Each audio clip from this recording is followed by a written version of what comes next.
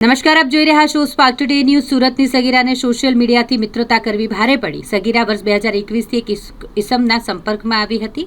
આ ઇસમ સગીરાના photo viral કરવાની ધમકી આપી તેને ઇમોશનલ બ્લેકમેલ કરતો, લગ્નની પણ લાલચ આપતો અને પૈસાની પણ માંગણી કરતો। જો કે એક સમયે એકાએક ભોગ બનનાર પીડિતાને લગ્ન નહીં થાય તેવું કહીને લગ્નની ના પાડી દીધી। આખો જ મામલો પોલીસ મથકે પહોંચ્યો। ચોક બજાર પોલીસ આ બાબતે ગુનો દાખલ કર્યો અને ગણતરીના જ કલાકોમાં ઉત્તર પ્રદેશના અલીગઢથી આરોપીને ઝડપી પાડ્યો।